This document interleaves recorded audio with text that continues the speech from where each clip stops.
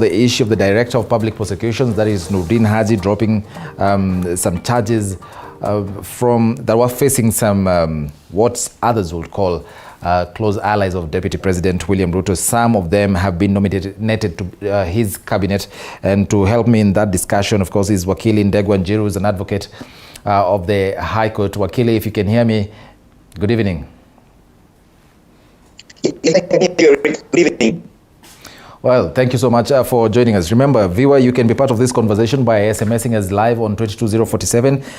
We are also on Twitter at TV47KE. My handle is at Eric_Mnene. We'll be sampling some of your views. Wakili, from where you sit, the Director of Public Prosecutions this week has said that he has dropped some cases, and case in point is the one that was facing the Kenya Power Managing Director Ben Chumo and 10 others, saying that yes, the cases had weak evidence. What do you make of that?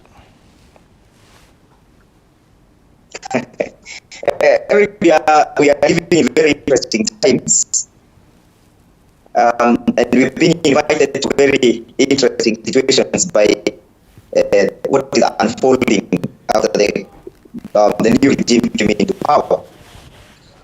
Because you know that the office of the DPP does not exist by the whims of individuals.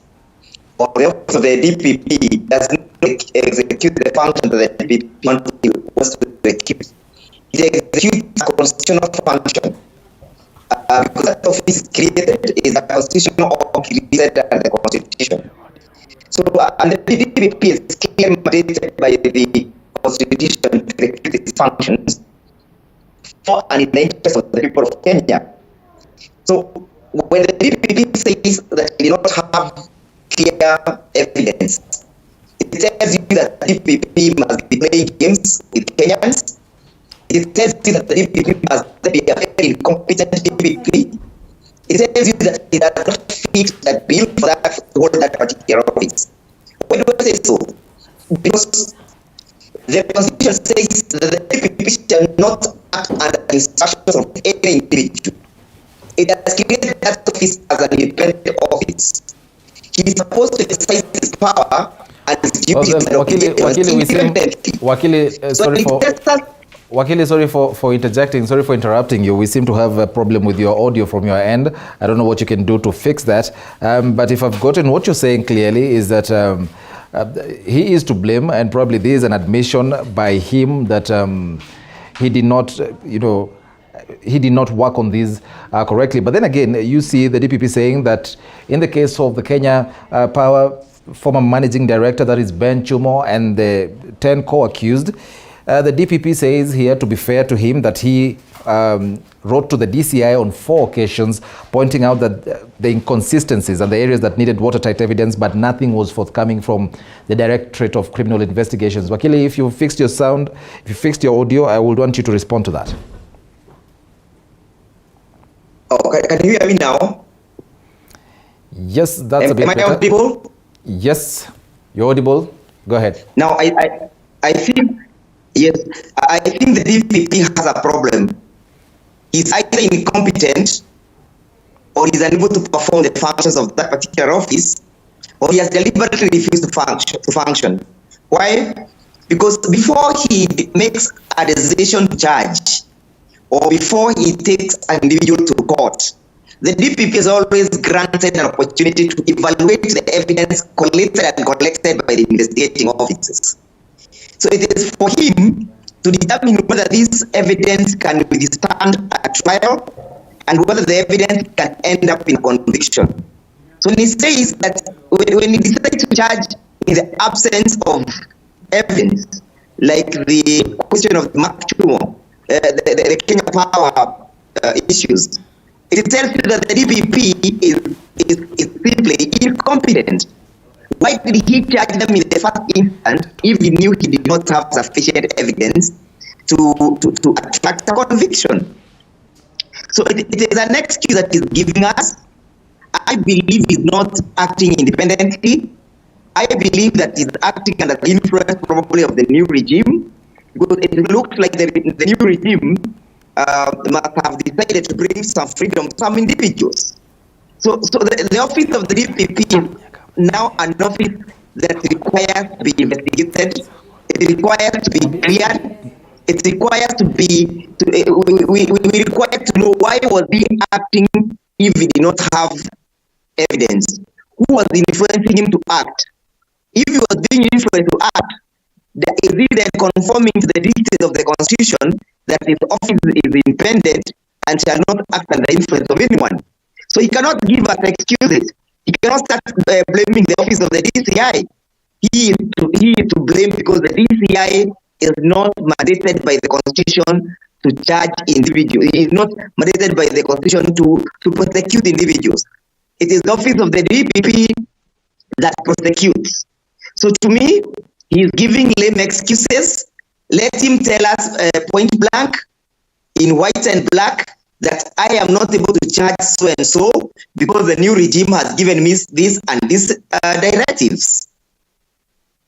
You say, Wakili, yes, I can hear you. I'm saying when you say that when you seem to absolve the Office of the Directorate of Criminal Investigations and this whole mess, you cannot expect the DPP to carry on or rather hold on to a case knowing very well that it's going to fail in court, or rather is not the evidence actually is not enough to secure a conviction. And as I've said, to be fair to him, he pointed that one instance when he wrote to the DCI 4 occasions. 4 occasions, Wakili. That's a lot of patience from the DPP, expecting some cooperation from that office, don't you think?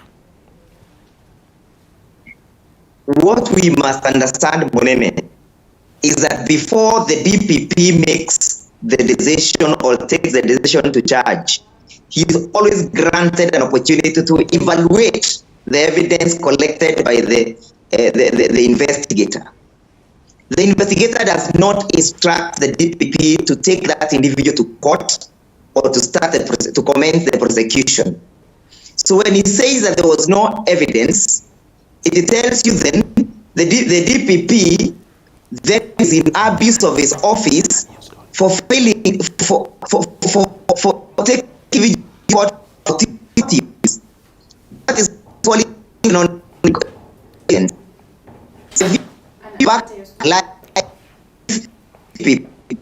but to blame for this. Well, Wakili, I think we still have trouble with your audio from your end, and I hope you're going to fix that. I want us to look at a story that we did yesterday, and of course, if you're just joining us, this is GamePlan 2022. We're talking about the issue of the DPP dropping charges on some cases, and Wakili Degwan Jiru right there was giving his highlights on that. But I want us to look at this story that was done yesterday by our reporter, and then we can have Wakili give him time to fix his audio. Have a look. One of the cases that has been dropped is the case against former Kenya Power and Lighting Company MD Ben Chumo, who had been charged in the year 2018, alongside 10 others, had been charged with failure to comply with procurement laws in the purchase of transformers worth 400 million shillings. The others include former KPLC boss Kentarus, Beatrice Meso, KP Mungai, Joshua Mutua, Abubakar Swale, Samuel Ndirangu, Stanley Mutwiri, Peter Musigi, Ben Murithi, and John Omboi. In March this year, the charges against Mua Company and its directors James Njenga Mungai and his wife Grace Wanchira and their son John Mungai were dropped. There have been careers broken along the way, opportunities lost along the way. I was even luckier a bit because I had retired.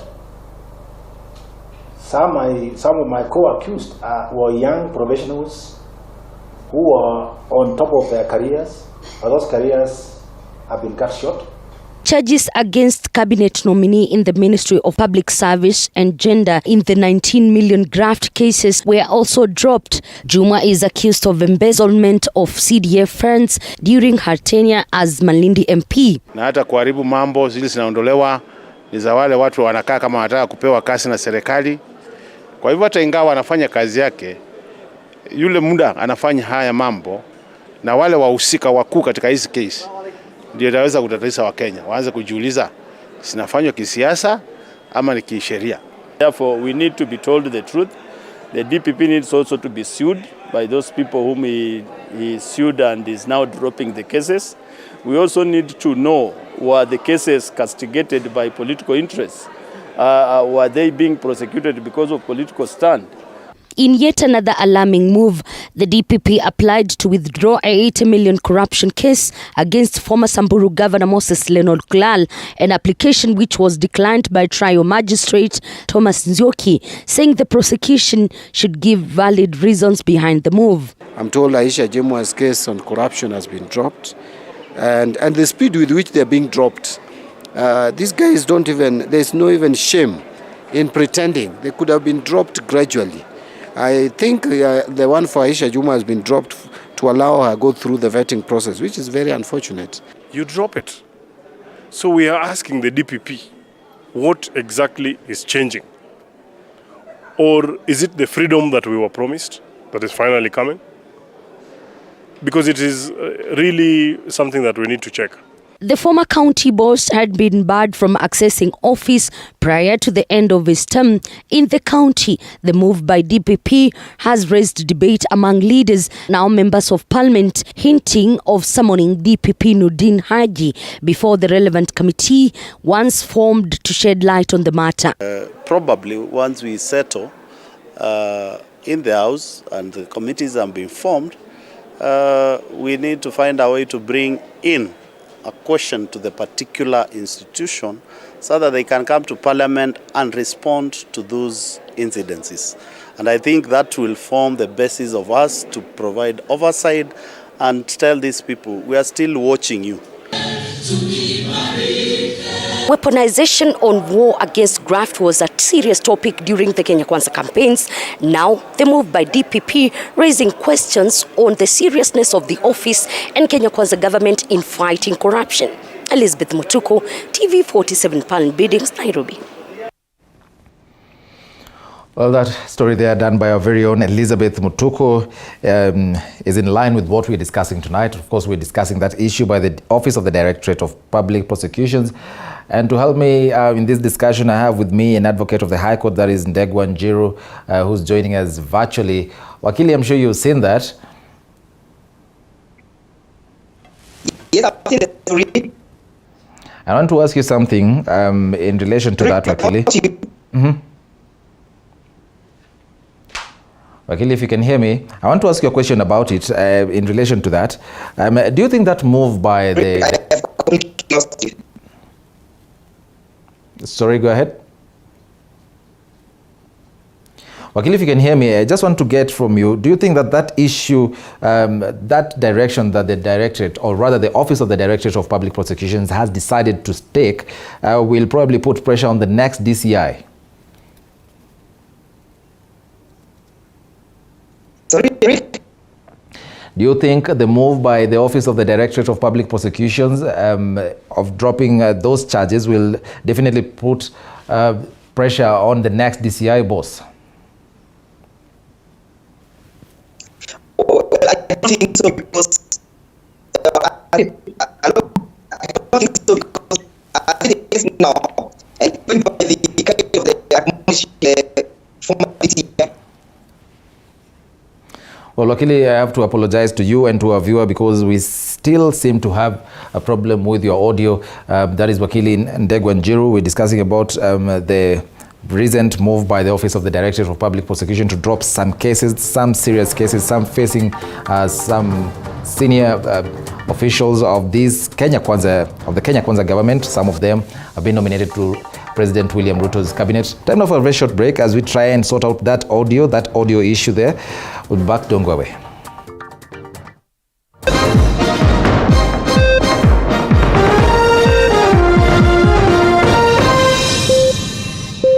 You are watching TV47, the home of untold stories. To know the meaning of a soft life?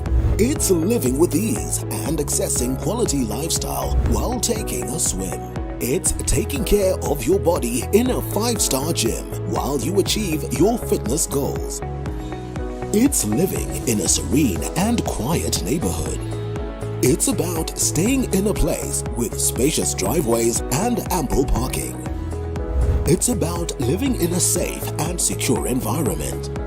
It's about convenient shopping. Soft life is living comfortable in affordable and yet an elegant space. It's everything stylish. Here's to introducing Great Rift Apartments, located at the heart of Nakuru City in Kisulisuli Estate, just a few minutes from the Central Business District.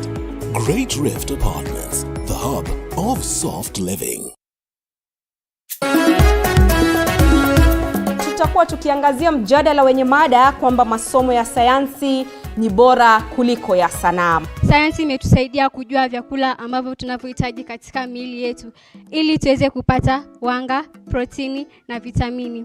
Speaker, kama tunavyojua kuuliza si ujinga. Hivyo basi na wauliza wenzangu, maisha ya binadamu yatakuwa vipi bila mawasiliano? Nina bashasha kuu ya kupinga mada inayosema masomo ya sayansi ni bora kuliko ya sanaa. Katika masomo kama vile biolojia, kemia na fizikia, wanawasilisha elimu wakitumia mifano ya michoro, na uwezo huu ni kwa sababu ya kuwepo kwa sanaa.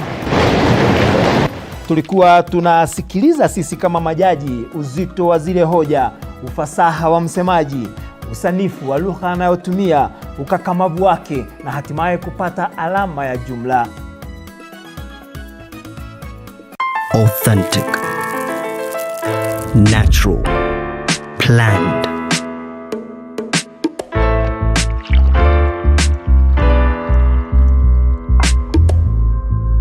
Transforming.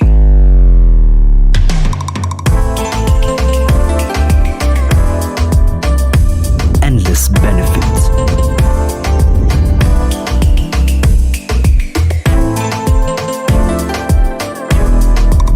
Slaty, purely Kenyan. Buy now on Jumia or Amazon.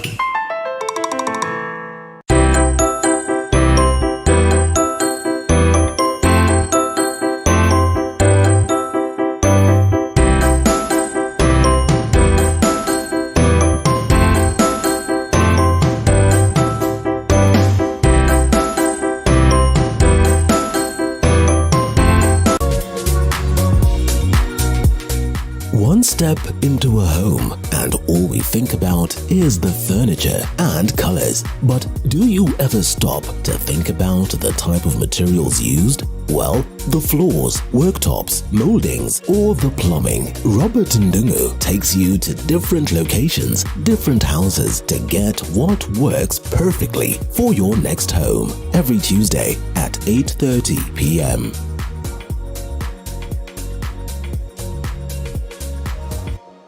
You are watching TV47, the home of untold stories.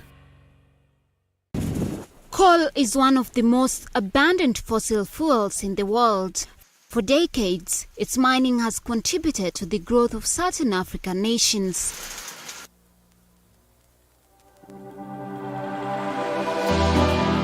How well do you know what's happening around you? Morning Cafe with heated political debates. Baraza la Siasa. Hiyo kitu azungumzie, angalie hali ya maisha ya watu. Informative health discussions. Business, farming. Tasty Wednesday, Fitness Thursday, and Feel Good Friday with amazing DJs, celebs, waimbaji, kuna comedians, alafu kuna wajinga, and music bands. Every Monday to Friday from 6 a.m. to 9 a.m.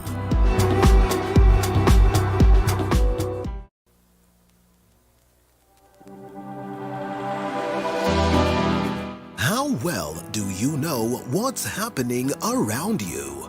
Morning Cafe with heated political debates. Baraza la Siasa. Hiyo kitu azungumzie, angalie hali ya maisha ya watu. Informative health discussions. Business, farming. Tasty Wednesday, Fitness Thursday, and Feel Good Friday with amazing DJs, celebs, waimbaji, kuna comedians, alafu kuna wajinga, and music bands. Every Monday to Friday from 6 a.m. to to 9 a.m.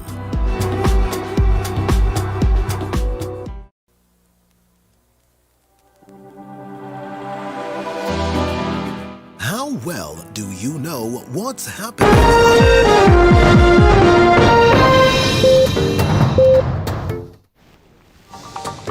Welcome back and thanks for staying with us. This is Game Plan 2022.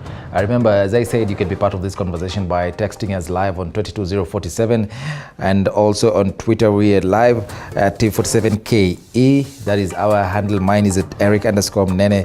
And I'll take one comment here by Marsh Lemons, who says cruel leaders are replaced only to have new leaders turn cruel. Thank you, Marsh Lemons, for watching. Now, I want to engage Wakili Ndegwa Njiru, who's joining us by way of Skype virtually. Wakili, I hope you've resolved that issue, the audio issue that you had. And before we went on a break, I was just engaging you to get to know if the latest move by the ODPP, that is the Office of the Director of Public Prosecutions, if you think from where you sit, it might really have some pressure to really perform on the next DCI boss. Well, I'm sorry for that technical glitch to our viewers. I would kindly make an opinion or take an opinion that the incoming DDI will be a person who will be so active for the intimidation that the current regime had protected the former DCI.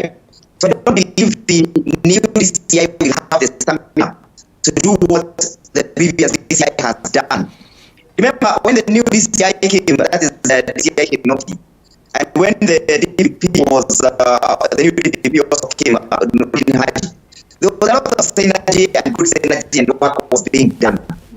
Until the devil came in the middle, and then the entire Senate was completely disorganized by the office of the DPP. I said it because I'm privy to that information, that the office of the DPP has become an ivory tower, that he does what he initiates to do. He is not accountable to anyone. He does not answer to anyone. He has become a Wakili, I'm sorry to cut you short there, and unfortunately as well, we have to come to the end of this show. I'm very, very sorry for that. The audio issue is not yet